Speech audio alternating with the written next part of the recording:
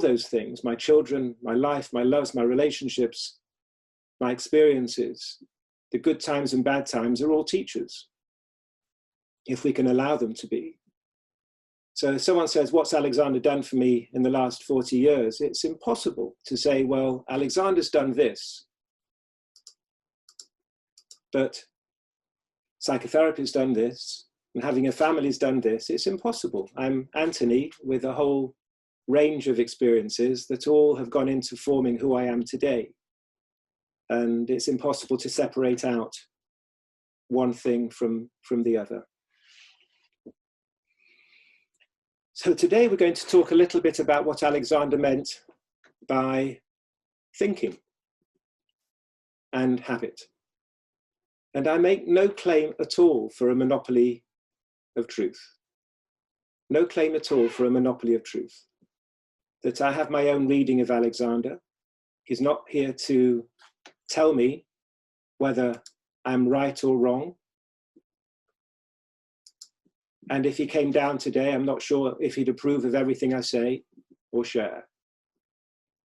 But it's my honest understanding of his work today. And I'm thinking about what he meant by thinking. He did, of course, ask us all to change our thinking. He said it's all about a change of thinking. He didn't actually say it's all about a change of bodies. And I think that's quite an important thing to start with. What did he mean by a change in thinking? I remember very clearly when I was training as an Alexander teacher in the early 80s, that I really didn't want to be burdened with having to direct myself in everyday life as a way of being okay, as a way of functioning well, as a way of being more precise, more poised, more up. It's not something I wanted. It felt rather artificial.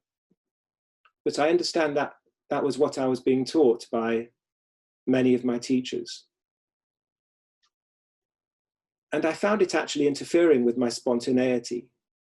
And I can't imagine, maybe I can ask you all, whether when you're watching a beautiful sunset, or relating to someone who you care about, or in the middle of a sports match, playing tennis, going for a lovely walk in the park, whether you really want to be sending directions to yourself in order to be okay. And it's not something I wanted to do. The idea that in the middle of some encounter, some relationship, I'd want to actually go inside and check myself and then send directions to myself wasn't something I really wanted to do. It didn't make sense to me. And I thought a lot about it, and I still think a lot about it, and I'm still formulating and reformulating my understanding of these things. And we, of course, in the Alexander world can have various opinions and understandings of what Alexander meant by directing, by having good use. But it wasn't something I wanted to impose on myself. And I gradually came to an understanding that the change in thinking wasn't so much that I had to think about my neck and head and back, to think about the parts of my body all together and one after the other. That the change in thinking, or the thinking in activity that John Dewey described the technique as, wasn't so much thinking about our necks and backs in activity, which for any of us who perform anything will tell you it's an impossibility. The change or the shift in thinking should be much more of a quality of thought rather than a content of thought. I'll say that again. The change in thinking that Alexander was suggesting was not changing our thinking, thinking about what we're doing, to thinking about our necks and heads and backs,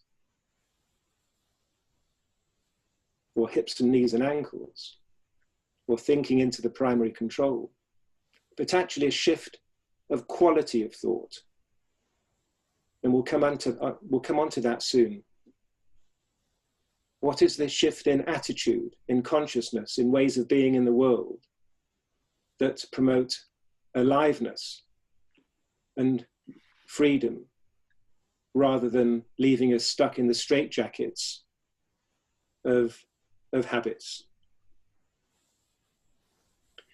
Now, I think this original understanding of Alexander being about changes of body and then thinking into the body, I don't think it's a surprise that that's where it all began. Because if we think about Alexander's history, he was watching himself in front of mirrors for days, weeks, months, and maybe even years, watching himself recite and observing himself in the mirror at the moment of either preparation or performance of his activities. And he saw something very clear. He saw that when he began to recite, he tightened his neck, he pulled his head back and down and shortened and narrowed. He sucked in breath audibly. And he later realized that these patterns of neck and back synchronized with other parts of his body, including his legs and toes and hands and arms, that this was a total pattern of what he called misuse that was animating him in the act of reciting. And so the early Alexander, going back to very early 1900s, understandably was concerned with trying to fix what he saw going wrong in the mirror. So if his head was going back and down and he was shortening and narrowing, he obviously wanted his head to go back to where it should be. And he understood that as being forwards and up, and he wanted his neck to be free and all the rest of it. Now, much later,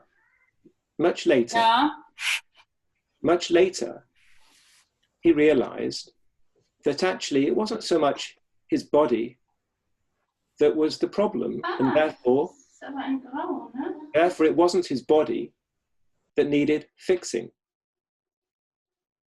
What he needed to do was to prevent himself reacting with habits of thinking, which, as I said, we'll come on to soon with a diagram that will clarify what he was after. And so he shifted his thinking away from necks and heads and backs to a technique of changing thinking, changing attitude, rather than changing posture. And maybe I'll read out something that could be interesting for everybody. He wrote this in he didn't write it. Walter Carrington in 1946. I'm sure you all have heard of Carrington, one of his earlier pupils on one of the earlier training courses. Wrote a diary about his experiences of the Alexander technique, and he said, and I'll quote him from his book, Diary of Lessons, in 1946.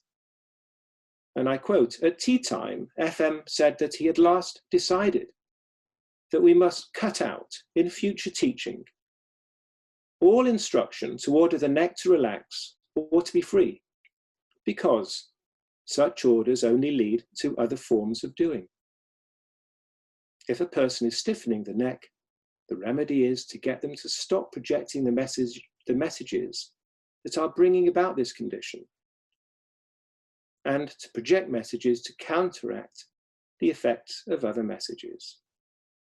And he said that this implied contradiction had worried him for a long time, and that he saw that it must be changed so that all orders in future will be framed so as to emphasize non-doing.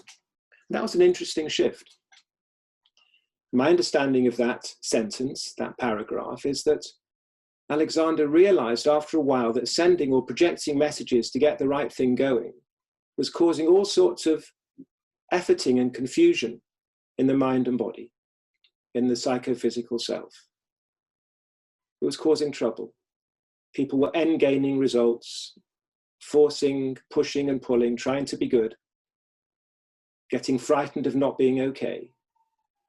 And that he realized that actually non-doing was, for him, an answer that became more and more clear. Yeah. Another experience that helped me understand the process of thinking of Alexander was my sessions with Miss Goldie, who was a very close confidant of Alexander, maybe one of the closest. And she kept on repeating to me over and over again Alexander's sentence when he walked into a room one day and said to the class, "By Jove, I've got it. It's crystal clear. If only you stop doing the wrong, the right thing does itself." And it seems like over time, Alexander understood that actually getting it right was not really within our conscious remit, that the right thing exists and our work is to get out of the way and stop interfering with a system that already works. So this standpoint started to shift well away from directing to get the right thing with our conscious directions and thoughts to the importance of quietening down and preventing the reactions of disturbance that interfere with health and well-being. And of course, that's the way wise medicine is today. Do no harm. We remove the impediments to health. We don't try to create the organism. The organism works beautifully when left undisturbed. And that's our work as Alexander teaches, to help a person get out of their own way so that the organism can recover, return to homeostasis, and inherit its real blessing. And this is my understanding of the primary control. That the primary control is not the neck, head, and back. The primary control is this unseen self-righting mechanism that we can allow to restore, rather than thinking we need to understand it, direct it, and fix it from here. That something is much more organic than our conscious minds, our new conscious minds can understand. And it's that organismic self-righting mechanism that I believe was the pinnacle of Alexander's understanding. If only we stop the wrong, through non-doing and prevention, the right thing will do itself. And that's a very, very powerful message for all of us. Okay, let's move on to habits of thought, habits of thinking. Oh, the other thing I should actually just say before we move on to the diagram is that I used to think that the neck, head, and back relationship was primary. That if the neck, head, and back relationship was not in the right coordination, that is necessarily wrong or misuse. And that misuse would be pulling my shoulders up around my ears and squashing my head into my spine and so on. And I've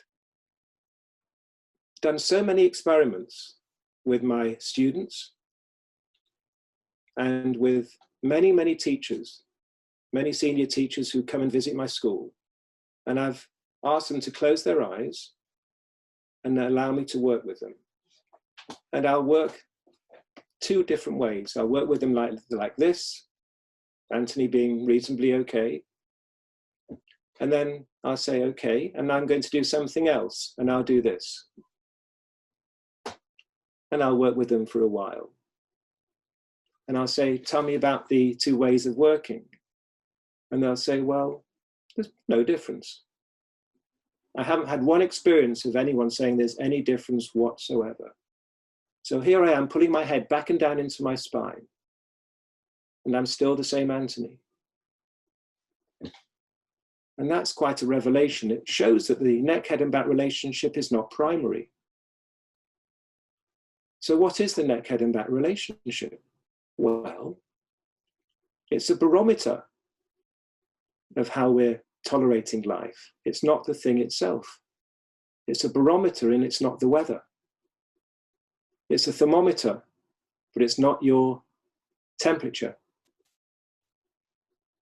It's evidence, but it's not the fact.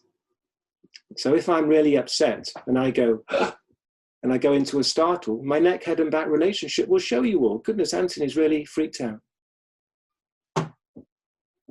The issue isn't whether I need to then change the coordination, but when I quieten down, my neck, head and back will reveal itself as being more harmonious.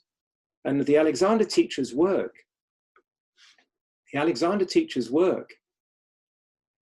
is to enable us to recover that natural primary control, where things are working the way they ought to work, but not to get overly obsessed with the shaping of the neck and back. That's putting the cart before the horse. So changes of thinking. I was thinking so much about what Alexander meant by thinking. And I, after reading his books, characterized his work into what I call the 4 quadrants. So Alexander's talk of force of habit, his request to prevent habitual responses to stimuli, seem to fall into categories. So let's start with, maybe I can ask you to put it in the chats. What are the 4 basic fundamental habits? What are the 4 basic fundamental habits that can fit into a quadrant? Ina, can you open up the PowerPoint?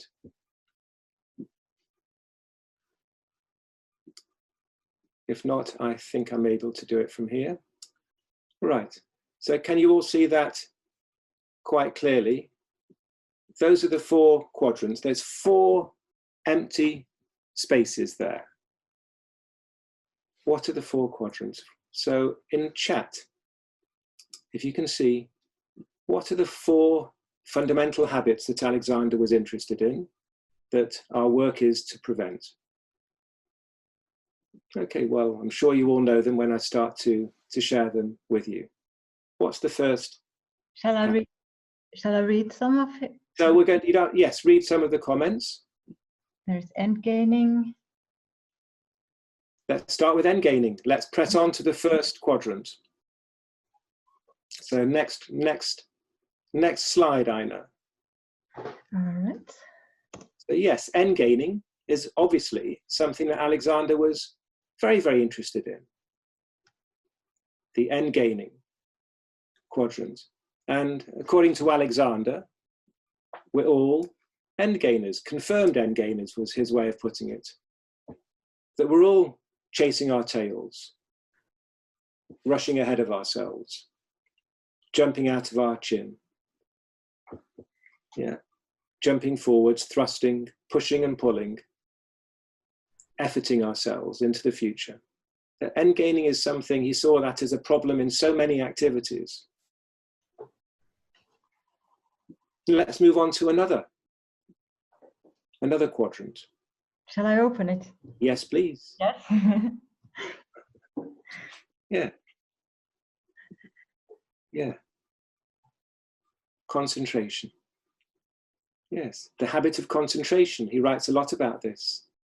The habit of concentration. He called it morbid concentration. This pulling in, overly focusing. It's a habit for some of us. It's a habit of thinking. Of course it affects the body. We're all psychophysical beings. The habit of end gaining and the habit of concentration will affect us psychophysically. Yeah. And third one, any takers? Third habit, third quadrant. Yeah, next one. Collapse relaxation. Yes, it's what Alexander saw as the most popular remedy when people were tense and stressed. they would end up finding relaxation techniques, which he saw as more akin to collapse than true relaxation. So relaxation can have double meanings. It can have the meaning of true relaxation poise, but more often than not, the Alexander game was looking at those that have gone into collapse, into switching from over tense into just undertoned, flopping into a collapse, into opting out. Yeah. And then the fourth one is mind wandering, where I may go off if I get a little bit uncomfortable with being here in this Zoom experience. I may mind wander. Now, as an occasional thing, that's fine. In fact, they're all fine. All of these things are fine. They're all part of being human. Which brings me perhaps to the most important thing I might say today, which is there's no such thing as a bad habit. There's no such thing as a bad habit. Yes, some habits are harmful, but there's no such thing as a bad habit. All of these habits that Alexander was talking about, if they're habitual, have been created for very important reasons and for reasons of survival. And we shouldn't be labeling any of them as bad or wrong. They're things we do to feel safe enough in an unsafe world. So if I find that being here and in this experience of being Anthony right now, too much to bear, I will pull away from here. It's the same thing as an addiction. Why do we get addicted to things? Substances, activities and behavior and relationships. Why are we addicted to things? It's the same thing as a habit. We're addicted to things because being without that addiction is too uncomfortable to bear. And it doesn't matter if it's shopaholics or alcoholics or workaholics or dangerholics. It's all the same stuff. And I'll go even further and suggest that the habits that Alexander was rather interested in, the habits of concentration, end-gaining, collapsing and mind-wandering, are equally addictions that we need until we don't. I hope that makes sense, that we need them until we don't. We need them until we're safe enough to be able to tolerate a little bit less of them. So we don't tell people off for jumping into the future, for being so interested in the outside world and all of its mania and craziness.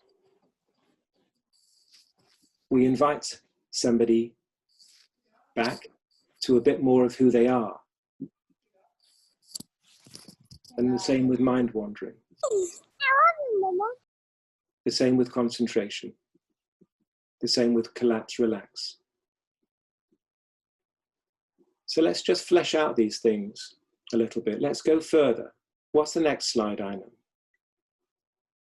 Yeah.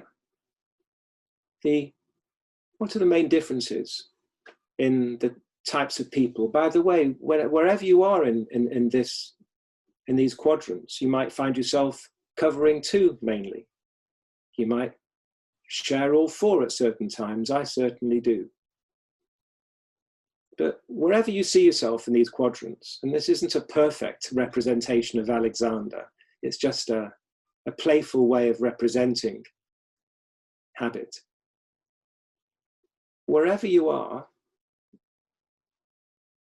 is human. It's part of your human nature. It's where you are, where you can understand where you've needed to be. And there's inner and outer.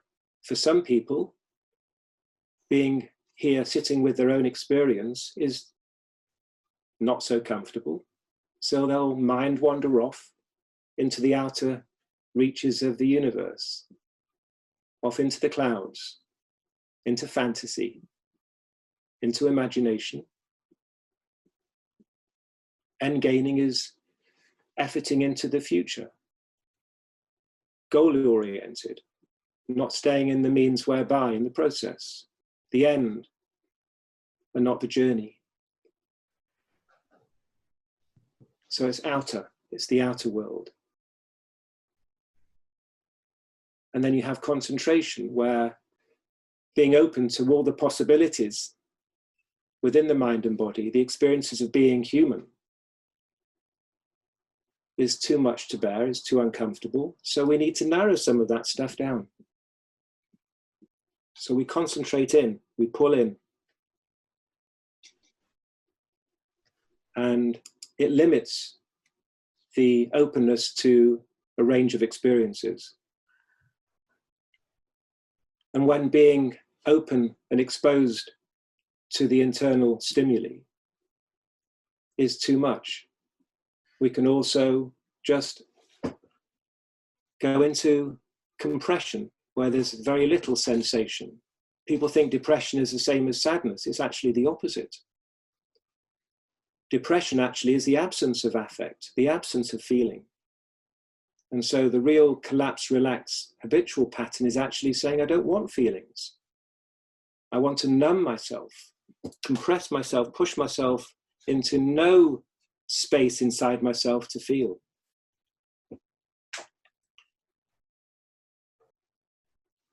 Let's move on to the next slide. More tone, less tone. If you have people who are coming to see you, you'll be able to see, yes, some people come in with much more tone, more tension. And some people come with much less tension, they're more floppy. You could say they're character types, personality types. Different people that walk through your door. You might see some with a mixture of both, mixture of more tone and less tone. You know, people can have layers of both. Okay, so you have a picture of these 4 quadrants. Moving on to the next one. What's the role of the Alexander technique? Well, the role of the Alexander technique is to invite your pupil to do a little bit less of what they habitually do. A little less end gaining. We might call it staying back. MacDonald used to say all the time, back, back, back, back, back, back. And at the same time, of course, give us the experience with his hands of not jumping out of our skin into the future. Concentration. Well, when people concentrate, there's very, very little periphery. Now, the Alexander version of what he did with the habitual concentrator wasn't simply to ask them to concentrate on their necks, heads, and backs. Quite the opposite. It's known very well that when Alexander saw that his students were concentrating on the directions, he got rather upset with them. He said they're just becoming zombies, or his version of the word zombies. And he said, look, go out into the garden for a walk. We might say, look around. There's a world out there. Go for a walk. It'll do you far more good than what you're doing at the moment. And the collapse relaxing. We need to help the person that's relaxed collapse to open up a little bit to experience and feeling in a safe enough place where that is possible. Similarly with the mind wanderer, who needs to dwell a lot of the time, more of the time, in imagination and fantasy. The golfer in Alexander's use of the self, who couldn't keep his eye on the ball, he'd wander, sometimes end gain into the future, or sometimes wander away from the task. Or today we might talk about the hyperactive child with attention deficit. Horrible term, but anyway, it describes the child that can't pay attention. You're not going to sort of grab them by the neck and say, pay attention. A good teacher will invite them into the room with inspiration, and kindness. The problem with all of these quadrants is that we often just flip from one to another. The 10 Zen gainer who's got all sorts of aches and pains may be told, just relax.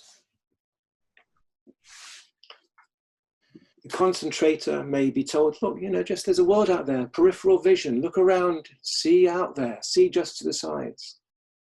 But of course we know that many tasks involve the demand to pay attention to something in front of us. The beautiful attention of a child who's really engaged in a game isn't mind wandering, they're engaged. So all of these quadrants can be invited back closer towards the center. What's the next one? Next one. The next one. Is there another one? This is the last one. Yeah, the last one. So number 8. No, this is the last one. Sorry. Okay. Okay, I've got one with green on it. Doesn't matter, it's nice. So we have this, you can close it now. You can close it now, that's fine. Maybe you can. That's good. Describe it. That's fine. So we have this wonderful illustration of Alexander's habits, and the Alexander role is to bring someone back to the center, to invite someone back to the center through their own use of self, not through grabbing them by the neck, not through making them feel wrong, not through ordering them to direct themselves into a better place, but through their own power of being closer to the center of the circle themselves. I've always been, in some respects, a very traditional Alexander teacher, although you may not feel it. You may not think that's the case, but it's true. I've always felt that the key to being an Alexander teacher is the influence of use of self on the other use of self, rather than telling people what to do, telling them where their neck should be, and their head should be, and their back should be, and their shoulders should be. I leave that to the posture trainers. I've always felt very, very strongly that the influence of teacher with pupil is a dialogue, it's dialectic, and that my use of self, if I'm closer to that center of the circle that I call mind zero, the center of the circle that is nameless, is where we're all going. You can call it good use, you can call it mindfulness, you can call it emptiness or stillness, you can call it poise or peace, you can call it whatever you like. It's the absence of going off away from the center of our essence, the center of our being, the center of who we are. And it's the role of an Alexander teacher to guide somebody through their use of self, not through instruction, not through anatomical knowledge, but through their own being, their way of being in the world, their own quality of thought, their own psychophysical use of self. And it's that influence that is the prime mover to enable a pupil, whether you've got your hands on or whether you're talking to them, to invite them away from those habitual places where they have needed to be for all sorts of very, very good reasons, back into the center.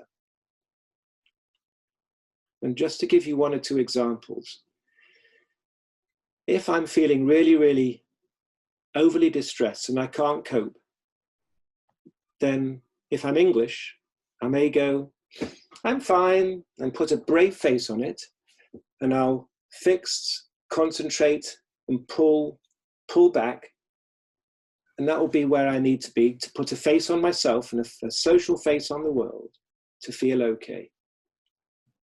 If I feel I want to sob or cry, and I don't want to, I want to hold it back, I will tighten my face, my neck, and my jaw, my lips, and hold them against the instinct to sob or cry, to keep my grief or sadness at bay. If I feel too frightened And I feel I'm falling apart, literally falling apart, as we all, I'm sure, have experienced. Too much anxiety. I'm going to pull myself together and I'll feel safer. I'll go into a fetal position, and that's okay. It's where I need to be. And it's no one's job to open me up and say, Anthony, come on, release your shoulders, get your neck free. Not at all. But to actually leave me there and hold the space with me until I feel that I'm in safe enough hands, metaphorical or real, where bit by bit I can open up to my experience. The Alexander's job is not to grab someone by the neck and drag them into the Alexander room,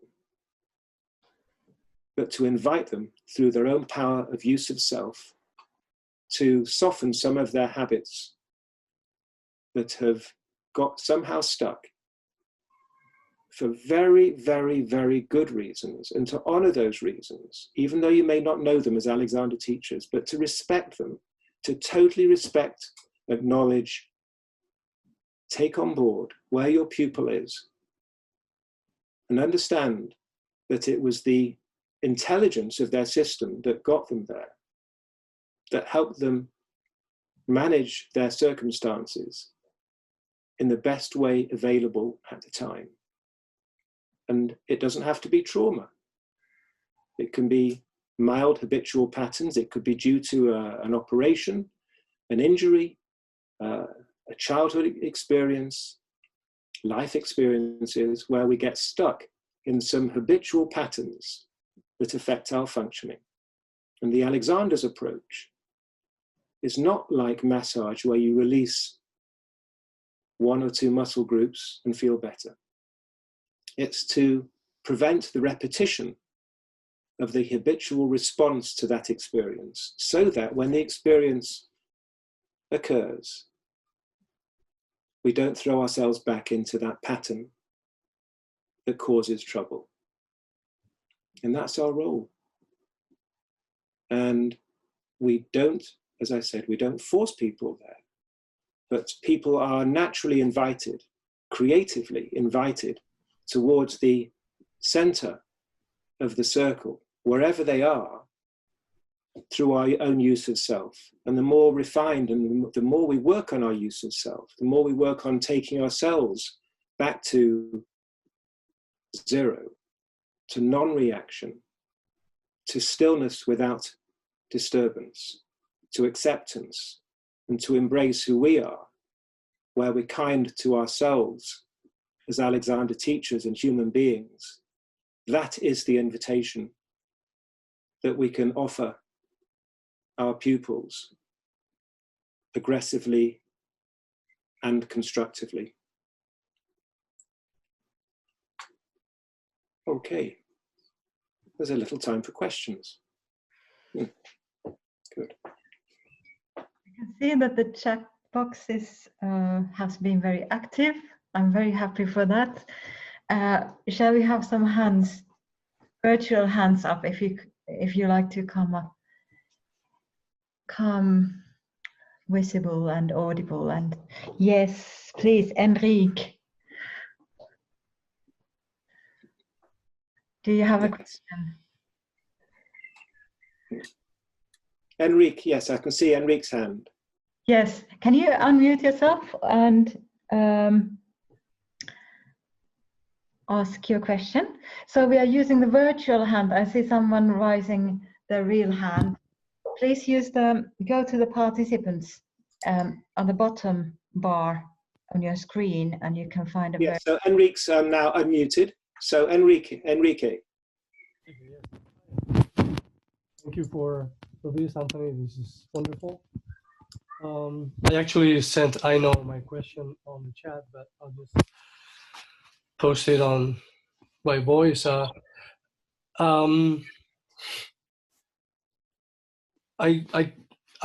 get what you're saying about the teacher being a conduit to helping the student come back to the center of the student and sort of deconstruct or do less of those habits. My question is, as a teacher and as a student, I believe we've all been students, and I think we are always students to somebody and teachers to somebody as well. So in that place, what do you think about a teacher not offering that openness, that kindness, that availability to a student, and about the student using that non-experience or using that non-going back to center experience as a learning experience of kind of from a negative place, and say, okay, I am getting this, now I can use this as something that I don't want to do as a teacher, for example. Or if I'm a student, I say, well, this teacher is showing me I'm not really feeling it here. And then maybe by using that as a sounding board for the student to actually do his or her own work. How do you see that instead of just the fluid? So if I fully understand, but if I do, I think the role of a teacher is to give a pupil a new experience. This is the way it's described in Alexander's books, a new experience. A new experience is hands or guidance which is non-critical, that doesn't excite the fear reflexes, that is non-manipulative, that is non-doing. It invites somebody into the room rather than does them and forces them into the room, that gives them the experience of being okay. And the experience of the teacher's way of being or use of self influences the pupil in equal ways that the pupil influences the teacher. It's a dialogue. The pupil is influenced by the teacher, but the teacher also experiences the use of the pupil. And if the use of the pupil is very strong, and if I'm not in a very good state one day, and a pupil is very pulled down, it may make me want to pull down in equal manner, and that's an off day for me. I wouldn't be very helpful. Sometimes when I'm describing what the essence of a good teacher is, and clearly I'm not a good teacher all the time, but I would say that a good teacher is a teacher that influences the pupil's habitual state more than the pupil influences the teacher. Otherwise, you're going to be worn out after one session. You're going to be sucked dry of your own process. You're going to be pulled down by a pupil that's pulled down, or thrown into mania by a pupil that's manic. And your job as an Alexander teacher is to come back to yourself, to have that growing ability not to react to your pupil's stuff, but at the same time relate to it and embrace it. And that's not an easy thing, and it grows. And sometimes I will fail, and I'm not so helpful to my pupils. Other times it may just be enough to open the door. Just enough. And we keep on working on this. That's what working on ourselves, I think, really means. Not to try to perfect some neck and back relationship, but to work on my heart and soul, my use of self, where I am in the world with another human being. It's very special work to work with two people or a group of people. It influences, it affects us, it grows us. Yeah. Any other questions? There's some hands up. Can I ask someone else to say something? There's Daniel, can you unmute yourself? Yes, hi, Anthony. Really enjoying this, really appreciate particularly your vulnerability, and there's a certain kind of gentle heart quality with your teaching that I'm really loving. So thank you for that. I'm curious to understand your perspective on the diagonals of the quadrant, because it seems to me that there's some potential, if I'm, for example, collapsed, to move a little bit more towards endgaming. And if my mind's wandering, to maybe move a little bit more to concentration. So I think, well, first of all, thank you for your kind words, but what you see in front of me is not the way I always am. You should catch me when my kids are playing up. You won't see kind, gentle, heartfelt Anthony. You'll see me being an absolute monster. So that's number one. That's really... Vulnerability again. Yeah, that's what I love. No, but it's important that you know, people don't project onto Alexander teachers all good things, because it's a load of rubbish. Okay, that's number one. Okay. Totally. Number two, you're absolutely right that the classic thing to do with any habit is to do the opposite, and we go into diagonals. And the diagonals I've put in that way on the diagram for very good reasons. That it's so easy when you're collapsed to want to be a good Alexander person and sit up straight. That's what we tend to do. And often people will go into the Alexander world and effort themselves into sit up straight, young man, shoulders back, chest out. But of course, it's just going into an opposite. Yeah. The collapsed person needs to be invited towards the center, but not to overdose into just another overdose, something else. And that's tricky. That's the creative work of an Alexander teacher. Not to make them feel so bad that they go into, oh, sorry, miss, like a naughty child in class who's mind wandering or collapsing. Okay, stand to attention, because that's not going to do anybody any good. It's what we do anyway, but the Alexander teacher has to be much more subtle and bring people to the center and not flip into a diagonal, which is what we do in societal places anyway. You know, you go for a massage because you're over tense and you go, oh, that was nice. And it's lovely. I'm all in favor of a good massage. But it usually just gets rid of all the tone and makes me feel so floppy. I just want to go to bed and sleep, which is very nice. But we've got a different game. We're in the art of prevention. The Alexander technique is really an art of prevention rather than a correction. Prevents the things that are disturbing and causing trouble, so that the organism naturally evolves to the center, to mind zero, to emptiness, to stillness, to the absence of disturbance. And whatever that is for you is what it is for you. And what you want to call it, you can call it. Alexander called it good use, or constructive conscious control. Other people, as I say, call it mindfulness, or being, or essence, whatever you like. I don't tend to think words are that important. Some words mystify rather than help. So I think with my pupils, whatever you want to call it is good. But it's in the center of the circle. It's pretty nameless, really.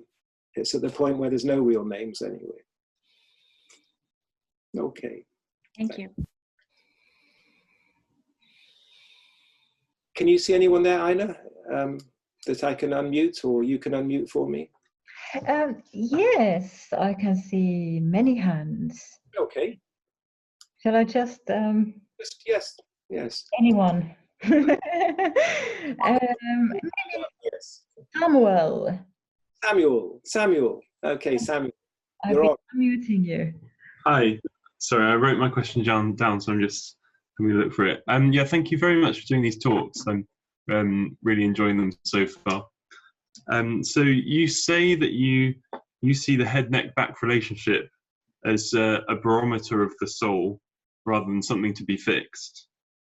And so my question is, what do you see the role of Alexander directions to be? Do you use like directions like I allow my neck to be free during your teaching? And if not, how does Alexander differ from psychotherapy work in this way? Great question.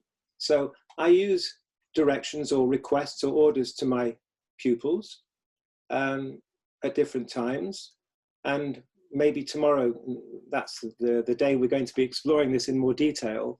I like to give requests or order requests to my pupils that are what I call actionable.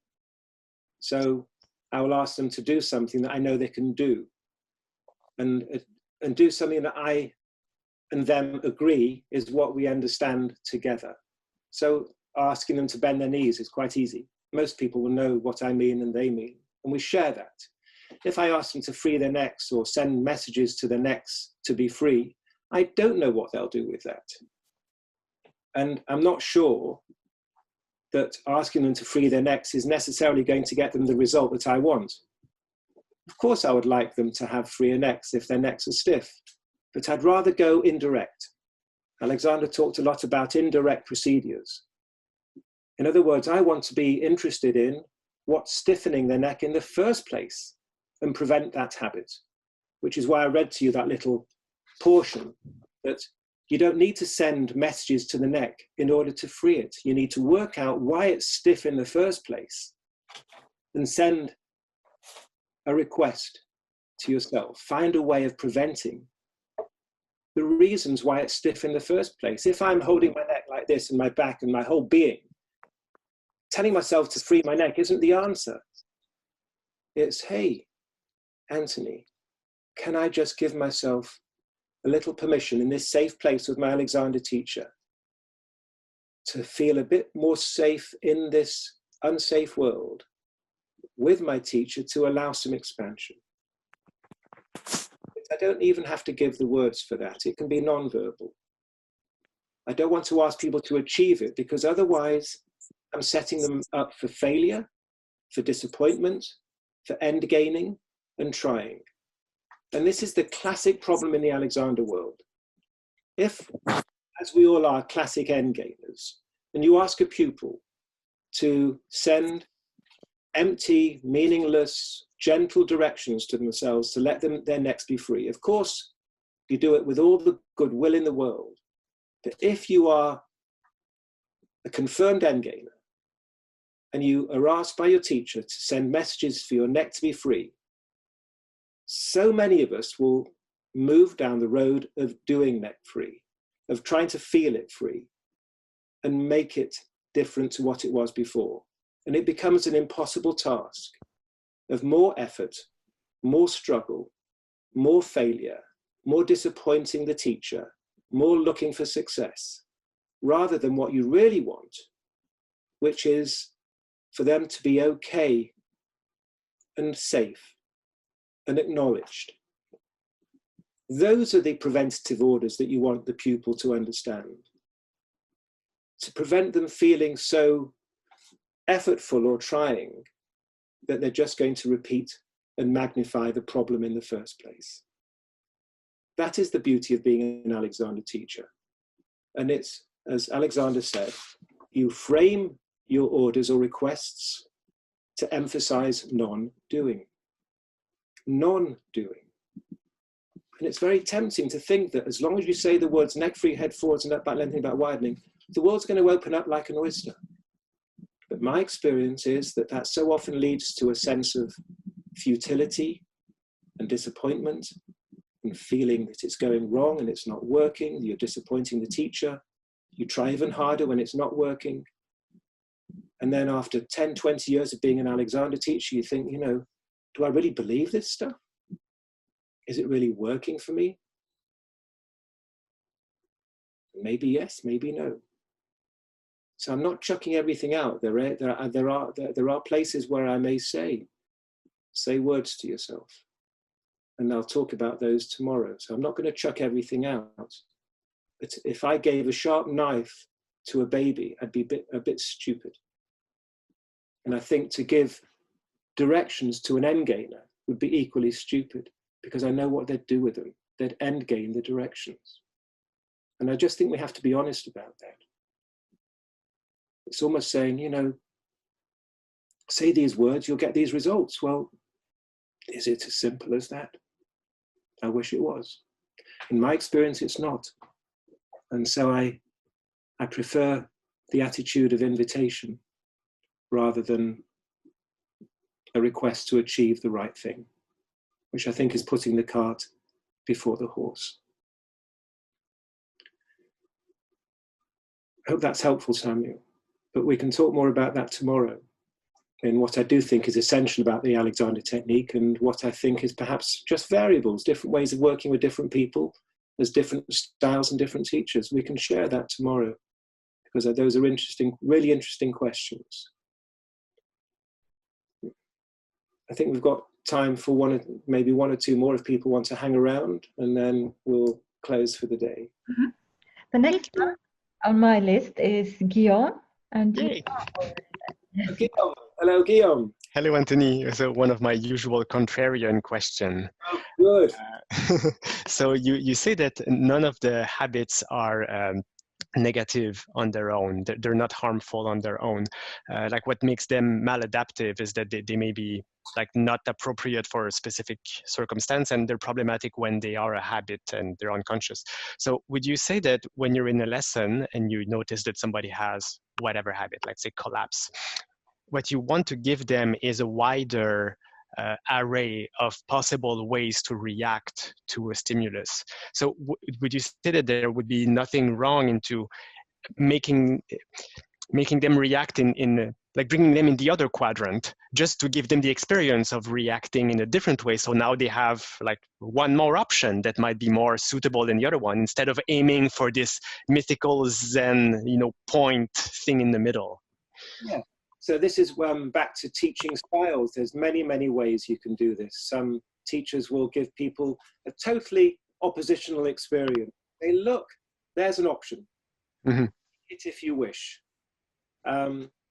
And I'm certainly not against that at all. But if I'm at my best, if I'm absolutely at my best, then I would prefer a person moves towards the center, where all the other options are still available. Mm-hmm. Actually, they're coming off the habit rather than just experiencing an opposite. I think opposites are much too easy and very tempting, very seductive for a teacher. Mm-hmm. And I can't succeed all the time, but I think by staying with the experience of the pupil who is depressed and not pushing them into excitement, but holding that depression, holding that sadness that is buried, holding them, embracing that experience, invites them into another experience where they will go where they need to go. And I don't think it's my job to push them anywhere, Guillaume, actually. Mm-hmm. They should lead themselves to their own different experience. But if they already have a habit of this, would you say they would kind of carry doing this forever? No, they will only carry on doing it forever if the prevention of it has not been explored. Mm-hmm. So there is some connection between this and therapeutics or psychotherapy. If I am always mind wandering because sitting here with my own experience is too painful, then I am condemned to mind wander habitually forever, yes. If I'm enabled in the space of an Alexander room, and by the way, Alexander's not the only game in town, but through the force of another person's use of self, who is also there, holding that space with me, with their own use of self, that will allow me to move away from my habitual toxic mind wandering, that place where I have to be, but isn't great all the time, to experiencing more of the life stuff of where I am. And if I go through that again and again and again, to actually have more experience of here, I will not be condemned to go there all the time. So the answer to your question is, it stops being a habit when the pupil has the experience of coming off it closer to this center, Mm-hmm. what you call the mythical center, which I don't know if it exists or not as some idea of perfection. It's a direction of change. I'm not talking about some end result of perfection, bliss, nirvana. I don't know about those things. I do know that when we prevent the amplification of the habit and it reduces, then emotional learning takes place that prevents the repetition of the habitual response to life. Yes, I believe that very strongly. And this is, I think, where we do overlap with aspects of psychotherapy. Excellent, thank you. Thank you, Guillaume. It wasn't overly provocative. I could cope. Final question, and then I'll let you all have your cups of tea. All right, and then we have Carol. Is Carol here? Carol, I can't see Carol, but if you can show yourself, I think maybe when Carol starts talking, her face will come up. Shall I unmute her? So. Carol, wherever you are. Well, there she is. Now you are unmuted. Okay, Carol, I can hear. And I could see myself to begin with. Can you see me? Yeah, Carol, yes, no, that Carol. I know that Carol. Yes, I know you know that, Carol. So you know that my question will be partly mischievous.